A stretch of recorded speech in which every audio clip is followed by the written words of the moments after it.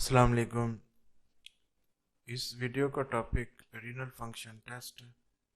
Kidney को assess करने के लिए कुछ टेस्ट किए जाते हैं, जैसे यूरिन का टेस्ट किया जाता है।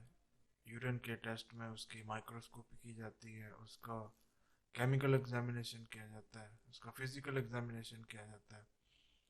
कुछ डिजीज़ के अंदर उसकी जो केमिकल एग्जामिनेशन है उसके अंदर वेरिएशन आ जाती है। कुछ डिजीज़ के अंदर माइक्रोस्कोपिक एग्जामिनेशन में कुछ सेल्स जो हैं वो ज़्यादा आ जाते हैं, क्रिस्टल्स आ जाते हैं, कास्ट आ जाती है। इसके अलावा जो यूरिया, क्रिएटिनिन, यूरिक एसिड और इस तरह क्लियरेंस के टेस्ट, ये रीनल फंक्शन टेस्ट होते हैं। इनकी वजह से ये पता चलता है कि किडनी प्रॉपर फंक्शन कर रहा है या नहीं कर रहा। अगर किडनी एबनॉर्मल फंक्शन कर रहा होगा तो फिर डिफरेंशियल डायग्नोज बना ली जाती है कि ये मसला है, तो किडनी में ये प्रॉब्लम हो सकती है। उसके बाद उसकी हिस्ट्री से, पेशेंट की हिस्ट्री से ये पता चल जाता है कि इसको ये वाली रीनल डिजीज़ है। यूरिन को जो टेस्ट किया जाए तो ये कुछ इसकी कंपोजिशन का लिखा हुआ है कि ये जो प्रॉपर्टीज़ होती हैं यूरिन की, जैसे एक दिन के अंदर जो यूरिन की फॉर्मेशन होती है वो 1000 to 1500 ml पर डे होती है। मतलब 1 लीटर से 1.5 लीटर तक वॉल्यूम यूरिन का नॉर्मल होता है। अगर इसका वॉल्यूम ज़्यादा हो जाएगा, जैसे ये 2 लीटर से ऊपर हो जाता है, तो उसका ये मीनिंग होगा कि इस वक्त जो यूरिन की क्वांटिटी है वो ज़्यादा बढ़ रही है, उसको पोलीयूरिया कहते हैं। इसी तरह अगर 1 लीटर से नीचे चला जाएगा तो इसका मतलब ये है कि यूरिन कम क्वांटिटी में बन रहा है। तो फिर ये डिजीज़ के साथ कोरिलेट किया जाएगा कौन सी डिजीज़ है। अब जो यूरिन की जो रिएक्शन होता है, जो इसकी पीएच होती है, वो एसिडिक इसकी पीएच होती है तकरीबन 4.5 to 6 होती है। स्पेसिफिक ग्रेविटी इसकी 1.0102 1.025 होती है। ऑस्मोलैरिटी इसकी 1200 होती है। कलर इसका स्ट्रॉक कलर, इसका कलर होता है लाइट येलो सा, नॉर्मल कलर होता है इसका। और इसकी जो स्मेल होती है वो एरोमेटिक स्मेल होती है इसकी। अब जो इसकी जो स्मेल है वो स्ट्रोंगर हो जाएगी अगर कुछ देर पड़ा रह जाए, क्योंकि इसके अंदर बैक्टीरियल डिकम्पोजिशन होती है। अब ये कुछ सब्सटेंस हैं जो यूरिन के अंदर होते हैं, उसमें कुछ ऑर्गेनिक सब्सटेंस हैं, कुछ इनऑर्गेनिक सब्सटेंस हैं। जैसे इनऑर्गेनिक सब्सटेंस में sodium, potassium, calcium, chloride, phosphate, sulphate शामिल है। ऑर्गेनिक सब्सटेंस के अंदर urea, uric acid, creatinine, ammonia शामिल है।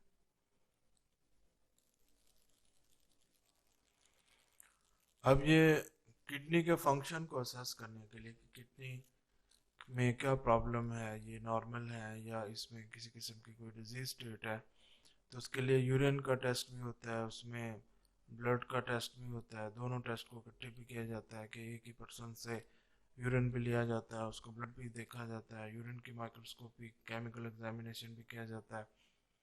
ब्लड के अंदर भी जैसे यूरिया, क्रिएटिनिन, यूरिक एसिड, ये चीज़ें हैं, इनको देखा जाता है ताकि ये पता चल जाए कि कौन सी डिजीज़ है और क्या प्रॉब्लम है। यूरिन को एग्जामिनेशन, यूरिन लेके सबसे पहले उसको फिजिकल देखते हैं कि फिजिकली ये यूरिन क्या है, मतलब उसका जो वॉल्यूम, कलर, उसके पेरेंट्स फिजिकली कैसा नज़र आ रहा है। अब इसका वॉल्यूम उसका मेजर कर लेंगे, जैसे पहले बात की मैंने कि 1000 to 1500 ml पर डे ये इसका वॉल्यूम होता है। तो अगर यूरिन का वॉल्यूम बढ़ जाएगा तो इसका ये मतलब है कि जो प्रोटीन की कैटाबॉलिज्म है वो ज़्यादा हो रही है। और इसके अलावा chronic renal failure, diabetes insipidus, glycosuria, इन सब के अंदर यूरिन का वॉल्यूम इंक्रीज कर जाता है। Renal failure, chronic renal failure, जो एक लंबे अरसे से स्लो स्लो जो रीनल किडनी फेल हो रहे हैं उसको क्रोनिक रीनल फेलियर कहते हैं। इसी तरह डायबिटीज इंस्पायर्स, इसमें जो एंटी डायबिटिक हार्मोन है उसकी डिफिशिएंसी बॉडी के अंदर हो जाती है और यूरिन ज़्यादा आना शुरू हो जाता है, तो उसे डायबिटीज इंस्पायर्स कहते हैं इस डिजीज़ को। और अगर ग्लूकोज की क्वांटिटी ब्लड के अंदर ये यूरिन के अंदर ज़्यादा हो जाए, यूरिन में ज़्यादा आना शुरू हो जाए, तो उसे ग्लाइकोसूरिया कहते हैं। फिजिकली इसका कलर भी देखा जाता है। अब यूरिन का कलर स्ट्राक कलर होता है। अब इसका जो एबनॉर्मल कलर है वो इंडिकेट करता है, जैसे जॉन्डिस हो गया, haematuria, haemoglobinuria, medication, excess urobilinogen, ingestion of beetroot और कलर एडिड टू फूड। अब इसका जो कलर होगा अब नॉर्मल, तो वो इंडिकेट करता है कुछ डिजीज को। अब जैसे इसका कलर अगर ऑरेंज सा कलर हो जाएगा, तो ये जॉन्डिस, जो जिसमें जो बिलीरुबिन है वो यूरिन में आना शुरू हो जाएगी, और बॉडी के अंदर कोई मतलब आरबीसी की डिस्ट्रक्शन हो रही है, तो ये जॉन्डिस, इसमें क्या होगा कि कलर इसका चेंज हो जाएगा यूरिन का। हीमाचूरिया कहते हैं कि यूरिन के अंदर ब्लड आना। अब ये ब्लड यूरिन के अंदर आना शुरू हो जाएगा, रेड सा कलर हो जाएगा। अगर हीमोग्लोबिन ब्लड के अंदर आ रही है, जैसे कोई डाइजेस्टेड आरबीसीज होते हैं, ये जस्ट हीमोग्लोबिन जैसे कोई फ्री फॉर्म में ब्लड के अंदर है और वो फिल्टर होकर यूरिन में आना शुरू हो गया, तो भी इस कंडीशन को हीमोग्लोबिनूरिया कहते हैं। इसके अलावा कोई ऐसी मेडिकेशन इनटेक कर ली उसको, उससे भी कलर चेंज हो जाता है। यूरोबिलिनोजन बहुत ज़्यादा है, उससे भी कलर चेंज हो जाता है। बीट रूट अगर इसकी इंजेक्शन की जाए, उससे भी कलर चेंज हो जाता है। बाज़ औक़ात कोई कलर जैसे फूड में डाला हुआ है, तो वो भी यूरिन में आ जाता है, मतलब बॉडी से एक्सक्रीट होता है, तो उससे भी यूरिन का कलर चेंज हो जाता है।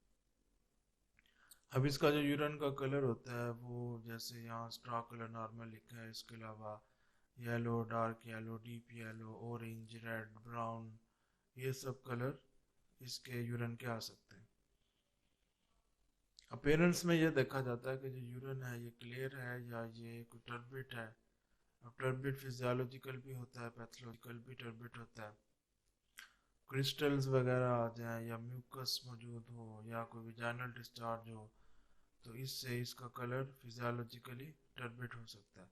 और पैथोलॉजिकली जैसे ब्लड सेल बहुत ज़्यादा है, इसके अंदर बैक्टीरिया बहुत ज़्यादा है। ब्लड सेल के अंदर रेड ब्लड सेल भी अकेले हो सकते हैं, वाइट ब्लड सेल भी अकेले हो सकते हैं। इसके अलावा बाज़ का एपिथेलियल सेल्स बहुत ज़्यादा आ जाते हैं।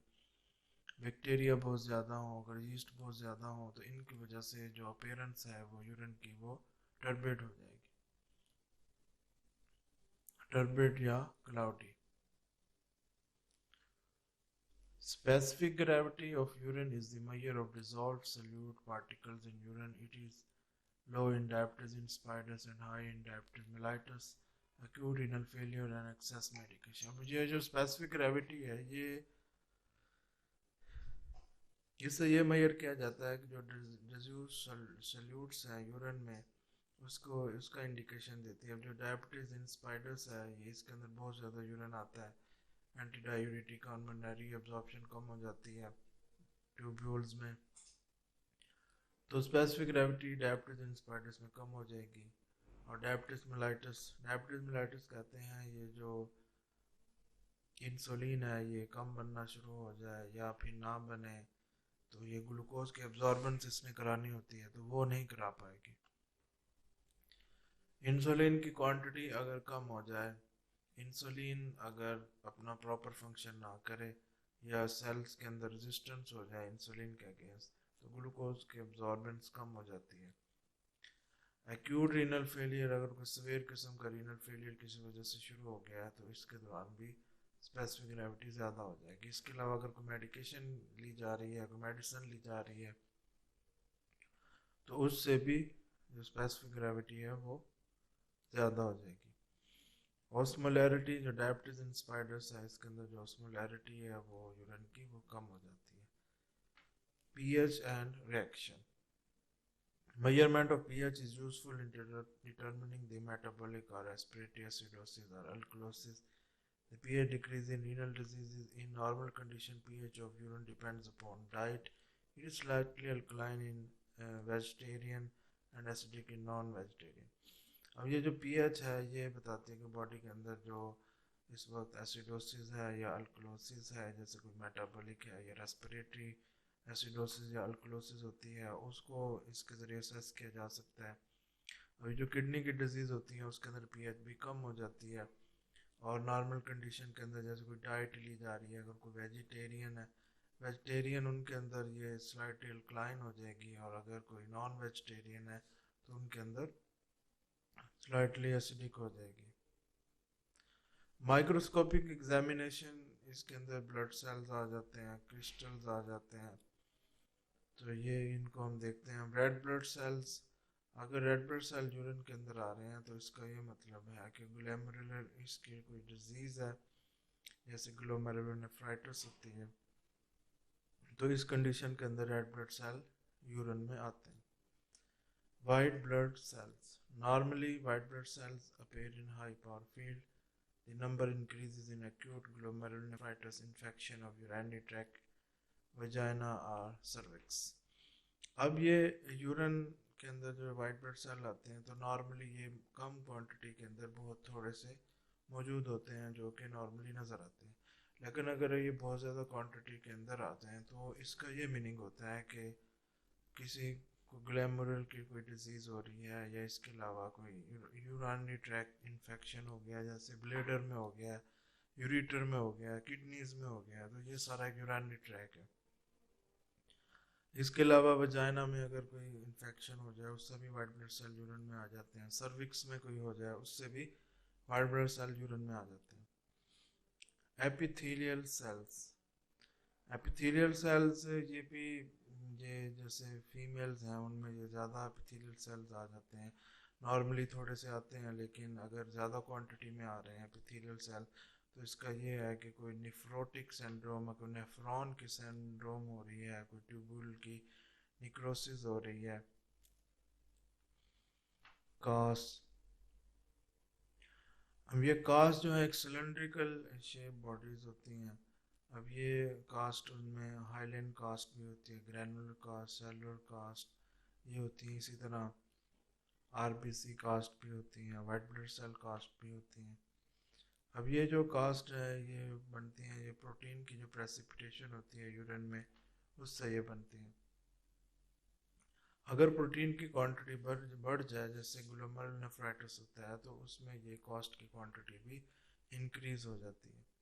ये जो सेलुलर कास्ट होती है, ये जो सेल्स इनके साथ स्टिक करते हैं उससे ये सेलुलर कास्ट बन जाती है। जैसे उसकी जो लेयर होती है,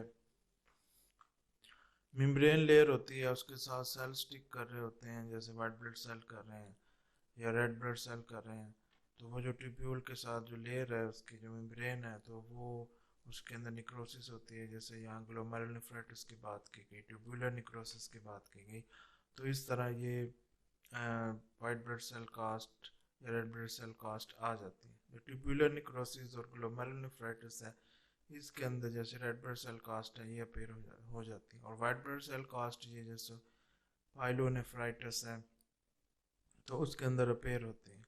एपिथेलियल कास्ट ये एक्यूट ट्यूबुलर निक्रोसिस होगी तो उसके अंदर अपेयर होगी। क्रिस्टल्स, अब ये कुछ क्रिस्टल्स होते हैं वो यूरिन के अंदर नॉर्मली मौजूद होते हैं, और कुछ क्रिस्टल्स होते हैं जो कि अब नॉर्मली मौजूद होते हैं। नॉर्मल क्रिस्टल के अंदर जैसे कैल्शियम ऑक्सलेट है, calcium phosphate, uric acid, triple phosphate, तो ये नॉर्मली मौजूद होते हैं। अब नॉर्मल क्रिस्टल्स के अंदर जैसे सिस्टीन है, टायरोसिन है, ये किसी लीवर डिजीज के अंदर यूरिन में आते हैं। बैक्टीरिया, अब जो बैक्टीरिया है ये जैसे बाज़ का कोई नॉर्मल फ्लोरा के जो यूरिनरी ट्रैक जो बैक्टीरिया होते हैं वो भी यूरिन में आ जाते हैं, जैसे यूरिनरी ट्रैक के, यूरिथ्रा के, वजाइना के, ये भी आ जाते हैं। अब ये अगर सैंपल ज़्यादा देर पड़ा रहे, रेफ्रिजरेट ना किया जाए यूरिन का, तो फिर ये जो बैक्टीरिया इनकी क्वांटिटी इंक्रीज़ कर जाती है। तो यूरिन में अगर बहुत ज़्यादा क्वांटिटी में आ रहे हैं तो फिर ये यूरिनरी ट्रैक इन्फेक्शन को इंडिकेट करें। लेकिन जो एग्जैक्ट इसकी जो स्टडी होती है वो जैसे कल्चर स्टडीज़ कराए जाते हैं, बैक्टीरिया प्लेट के अंदर ग्रो कराए जाते हैं, उससे ये पता चलता है कि कौन सा बैक्टीरिया है और कितनी क्वांटिटी में है। केमिकल एग्जामिनेशन, उसमें डिफरेंट केमिकल जो यूरिन के अंदर मौजूद होते हैं वो इसके अंदर शामिल हैं। जैसे ग्लूकोज है, ग्लूकोज ये यूरिन के अंदर अपेयर होता है, जैसे ब्लड ग्लूकोज अगर नॉर्मली जैसे 180 मिलीग्राम पर डेसीलीटर इसका थ्रेशोल्ड लेवल है, अगर इससे ऊपर जाएगा तो ग्लूकोज अपेयर होगा, और इस कंडीशन को कहते हैं ग्लाइकोसूरिया। अब ये इंडिकेट करता है अगर कोई किडनी डिजीज़ है और ब्लड के अंदर नॉर्मल है ग्लूकोज, तो ये किडनी डिजीज़ की वजह से ग्लूकोज आ रहा है, तो उसको फिर डायबिटीज नहीं कहेंगे। डायबिटीज़ के अंदर ब्लड के अंदर भी जो यूरिन है उसके अंदर भी, दोनों के अंदर इसकी क्वांटिटी ग्लूकोज की इंक्रीज कर जाती है। लेकिन नॉन डायबिटीज़ में किडनी का प्रॉब्लम हो तो उसमें भी यूरिन में ग्लूकोज इंक्रीज कर जाती है। प्रोटीन, अगर यूरिन के अंदर प्रोटीन आ जाए तो उससे प्रोटीनूरिया कहते हैं, जो कि स्पेशली जैसे एल्ब्यूमिन है ये ज़्यादा आती है, तो अगर एल्ब्यूमिन आ रही है तो एल्ब्यूमिनूरिया कहेंगे इसे। ये जो प्रोटीन यूरिन में आएगी तो ये रीनल डिजीज़ को इंडिकेट करेगी। अब यूरिन एक्सक्रीशन जो एल्ब्यूमिन की है वो नॉर्मली एडल्ट के अंदर 30 मिलीग्राम पर डे होती है, और ये जैसे ग्लोमेरुलोनेफ्राइटिस है उसके अंदर इंक्रीज कर जाएगी। इसके अलावा अगर बहुत ज़्यादा एक्सरसाइज की जाए या फीवर हो तो उसके अंदर भी यूरिन के अंदर प्रोटीन आना शुरू हो जाती है। कीटोन बॉडीज, कीटोन बॉडीज अगर यूरिन में आ रही हैं तो उसे कहते हैं कीटोन यूरिया। अब ये जैसे प्रेगनेंसी में आ सकते हैं, फीवर में आ सकते हैं, डायबिटीज मेलाइटिस के अंदर आ सकते हैं, अगर प्रोलोंग स्टारवेशन हो जाए उसके अंदर आ जाते हैं। इसके अलावा ग्लाइकोजन स्टोरेज डिजीज़ है तो उसके अंदर भी कीटोन बॉडीज यूरिन के अंदर आ सकते हैं। बिलिरुबिन अगर जैसे हिपैटिक डिजीज़ है या पोस्ट हिपैटिक जॉन्डिस है तो उसके अंदर बिलिरुबिन यूरिन के अंदर आ जाती है। यूरोबिलिनोजन नॉर्मली ये तकरीबन 1 to 3.5 मिलीग्राम यूरोबिलिनोजन यूरिन के अंदर एक्सक्रीट होती है, और एक्सेस जो यूरोबिलिन है ये इंडिकेट करती है कोई हिमोलिटिक जॉन्डिस, आरबीसी की कोई डिस्ट्रक्शन हो रही है। इसके अलावा जॉन्डिस जो होगी उसके अंदर बाइल साल्ट्स भी आ सकता है यूरिन में। बाइल साल्ट अगर यूरिन में आ रहा है तो वो जॉन्डिस को इंडिकेट कर रहा है। ब्लड अगर यूरिन में आएगा तो उसे हेमाचूरिया कहते हैं, जो कि इंडिकेट करता है ग्लोमेरुलोनेफ्राइटिस को। इसके अलावा किडनी स्टोन्स को, रीनल स्टोन्स, इन्फेक्शंस या फिर लिग्नेंसी यूरिनरी ट्रैक में उसको इंडिकेट करता है। और माइक्रोस्कोप के ज़रिए ये पता चलता है कि ये बाज़ औक़ात ऐसा भी होता है कि केमिकल एग्जामिनेशन के अंदर रेड ब्लड सेल या हीमोग्लोबिन का पता नहीं चलता कि रेड ब्लड सेल आ रहे हैं या हीमोग्लोबिन आ रहे हैं। अगर केमिकल एग्जामिनेशन के अंदर ये हीमोग्लोबिन आ रही है उसको डिटेक्ट कर रहा है और माइक्रोस्कोपिकली आरबीसीज नज़र नहीं आ रहे, तो इसका ये मीनिंग है कि हीमोग्लोबिन आ रही है, आरबीसीज नहीं आ रहा है। जैसे कोई डाइजेस्टेड आरबीसीज हैं या हीमोग्लोबिन, सिर्फ हीमोग्लोबिन ही यूरिन में एक्सक्रीट हो रही है, तो वो जो केमिकल एग्जामिनेशन में जो ब्लड वाला उसका होगा वो ब्लड को पॉजिटिव देगा, तो फिर माइक्रोस्कोपिक एग्जामिनेशन से ये पता चल जाता है कि इसमें आरबीसीज आ रहे हैं या नहीं आ रहे। हीमोग्लोबिन यूरिन में अपेयर होगी तो हीमोग्लोबिनूरिया कहते हैं। जब ये हीमोलिसिस बहुत ज़्यादा हो तो उसकी वजह से हीमोग्लोबिन यूरिन में अपेयर हो जाती है। नाइट्राइट, अब नाइट्रेट यूरिन में आए तो ये बताते हैं कि यूरिन में बैक्टीरिया हैं। कुछ जो बैक्टीरिया होते हैं वो नाइट्रेट को नाइट्राइट में कन्वर्ट करते हैं।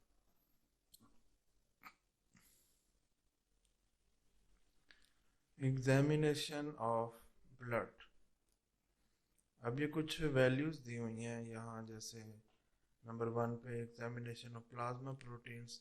अब इसकी नॉर्मल वैल्यूज़ दी हुई हैं। टोटल प्रोटीन ये एवरेज इसकी 7.3 ग्राम पर डेसीलीटर ये ब्लड में होती है, प्लाज्मा में होती है। इसी तरह सीरम एल्ब्यूमिन 4.7 है, सीरम ग्लोबुलिन 2.3 है, फाइब्रिनोजिन ये 0.3 है। अब ये जो वैल्यूज़ हैं प्लाज्मा प्रोटीन की ये चेंज हो जाती हैं अगर कोई रीनल फेलियर हो, तो इनमें चेंजिंग आ जाती है। Estimation of urea, uric acid and creatinine. अब ये जो वैल्यू होगी ब्लड में, वो जैसे यूरिया ये 25 to 40 है, इसी तरह यूरिक एसिड है 2.5 to 2.5 मिलीग्राम पर डेसीलीटर है, क्रिएटिनिन 0.5 to 1.5 मिलीग्राम पर डेसीलीटर है। अब रीनल फेलियर के दौरान ये वैल्यू चेंज हो जाती है। Plasma clearance. Plasma clearance is defined as the amount of plasma that is cleared of a substance in a given unit of time। ये जो प्लाज्मा क्लियरेंस होता है, जैसे किसी भी कोई भी अमाउंट जो प्लाज्मा के अंदर है, वो एक टाइम के अंदर, जैसे अगर हम कहें कि 1 मिनट के अंदर या वो 15 मिनट के अंदर ये क्लियर हो जाती है, यूरिन ये किडनी उसको यूरिन के अंदर इंसर्ट कर देता है, तो उसे कहते हैं प्लाज्मा क्लियरेंस। इसे रीनल क्लियरेंस भी कहते हैं और ये फिक प्रिंसिपल के ऊपर बेस करती है। जो फिक प्रिंसिपल है ये स्टेट करता है कि blood flow to an organ can be calculated using a marker substance if the flowing information is known. अब कोई भी मार्कर जो बॉडी के अंदर ऐड कर दिया जाए तो उससे ये पता चल जाता है कि ये इस ऑर्गन से कितनी देर में पास हुआ। Determination of clearance value of certain substances helps in assessing the following renal function। अब ऐसी कुछ सब्सटेंस हैं जिनकी वजह से ये पता चल जाता है कि ये जो रीनल के कुछ फंक्शन है ये अपना प्रॉपर फंक्शन कर रहे हैं नहीं कर रहे। उसमें ग्लोमेरुलर फिल्ट्रेशन रेट है, renal plasma flow, renal blood flow. Value of following factor is required to determine the plasma clearance of a particular substance: volume of urine excreted, concentration of the substance in urine, concentration of the substance in blood। अगर हम ये assess करना चाह रहे हैं कि ये plasma clearance कितनी देर में हुआ, तो हमें ये इन सब चीज़ों की इंफॉर्मेशन होनी चाहिए। हमें ये मालूम हो कि यूरिन ये इतनी देर में कितनी क्वांटिटी के अंदर रिलीज हुआ है। जैसे हम कहते हैं कि ये एक दिन में कितनी क्वांटिटी में रिलीज हुआ। इसी तरह जो सब्सटेंस है, जो कंसंट्रेशन जो हमने डाई ऐड की है, वो यूरिन के अंदर कितनी क्वांटिटी में आई है। इसके अलावा जो ब्लड है उसके अंदर कितनी क्वांटिटी के अंदर ये सब्सटेंस ब्लड के अंदर उसकी कितनी कंसंट्रेशन है। अब ये क्लियरेंस वैल्यू को ये असेस करने के लिए ये फार्मूला है C is equal to UV/P। अब C ये क्लियरेंस के लिए लिया गया है, U ये concentration of substance in urine के अंदर कितनी उस सब्सटेंस की कंसंट्रेशन है, V से वॉल्यूम ऑफ यूरिन फ्लो है, P से concentration of the substance in plasma के अंदर उसकी कितनी कंसंट्रेशन है। Measurement of glomerular filtration rate: a substance that is completely filtered but neither reabsorbed nor secreted should be used to measure glomerular filtration rate। अब ऐसा substance जो कि reabsorb नहीं होता और उसकी सिक्रीशन भी नहीं होती, तो वो उससे GFR को मेजर कर लिया जाता है। Inulin is the ideal substance used to measure GFR। It is completely filtered and neither reabsorbed nor secreted, so inulin clearance indicates GFR। Inulin एक आइडियल सब्सटेंस है जो कि कंप्लीट फिल्टर होता है और रीअब्सॉर्ब भी नहीं होता। तो इनोलिन क्लियरेंस में इनोलिन की जो क्वांटिटी है वो बॉडी के अंदर इंजेक्ट की जाती है। फिर उसके कुछ देर के बाद प्लाज्मा के अंदर इनोलिन की क्वांटिटी इसको मेजर कर लिया जाता है। इसके बाद यूरिन के अंदर इसकी क्वांटिटी को जो एक्सक्रीट हो रहा है उसको मेजर कर लेंगे। अब जैसे concentration of inulin in urine ये 125 मिलीग्राम पर डेसीलीटर है। इसी तरह concentration of inulin in plasma ये 1 मिलीग्राम पर डेसीलीटर है। और वॉल्यूम ऑफ यूरिन आउटपुट ये 1 मिलीलीटर पर मिनट है। अब इसको ये ग्लोमेरुलर फिल्ट्रेशन रेट जो UV/P है इसके अंदर ऐड कर देंगे। 125 ये यूरिन के अंदर इनोलिन की क्वांटिटी आ गई और प्लाज्मा के अंदर ये वाली इनोलिन की क्वांटिटी 1 आ गई। अब जब इसको कैलकुलेट करेंगे तो 125 ml पर मिनट ये ग्लोमेरुलर फिल्ट्रेशन रेट आ जाएगा। तो इस तरह GFR को कैलकुलेट किया जा सकता है। Creatinine clearance is also used to measure GFR accurately. It is easier than inulin clearance because creatinine is already present in body fluid and its plasma concentration is steady throughout the body.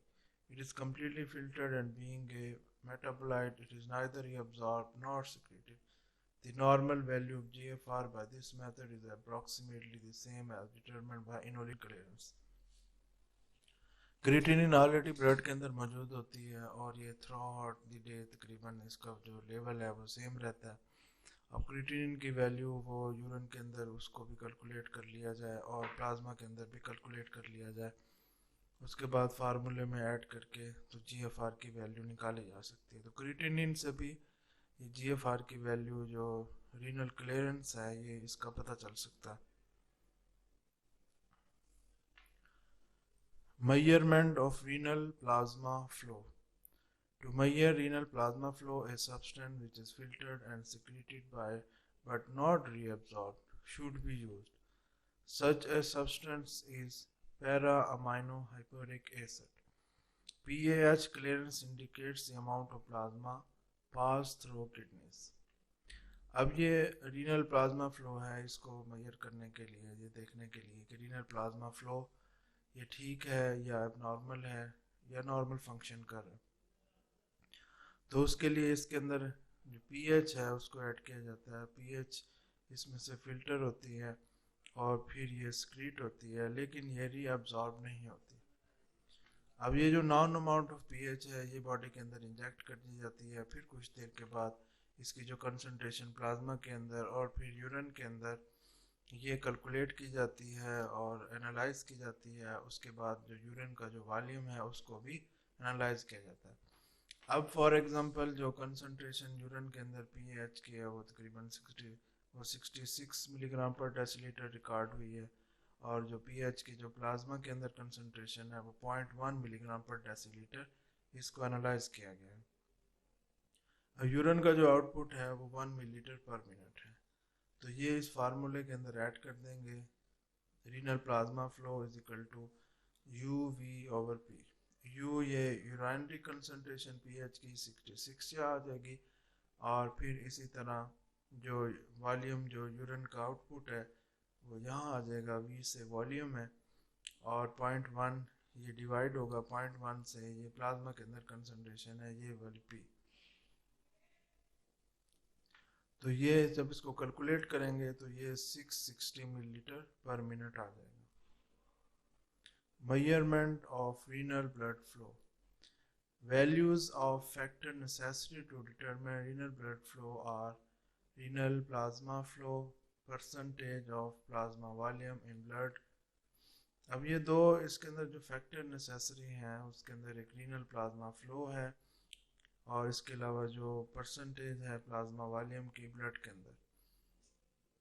अब जो plasma volume होता है जैसे dehydration वगैरह होती है उसके अंदर भी कम हो सकता है या किसी और डिजीज स्टेट में भी कम ज़्यादा हो सकता है। Renal plasma flow is measured by using pH clearance. PH clearance जैसे कि हमने प्रीवियस स्लाइड उसके अंदर देखा कि किस तरह पीएच के क्लियरेंस को असेस किया जा सकता है। ये जो परसेंटेज है जैसे पैक सेल वॉल्यूम, तो उससे भी इसकी परसेंटेज निकाली जा सकती है।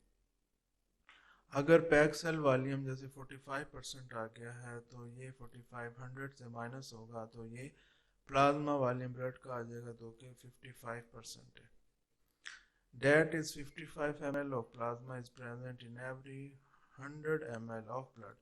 100 ml ब्लड के अंदर तकरीबन 55 ml प्लाज्मा होता है और 45 उसके जो फॉर्म्ड एलिमेंट्स हैं जिनमें रेड ब्लड सेल हैं, प्लेटलेट्स हैं और वाइट ब्लड सेल हैं, ये शामिल होते हैं।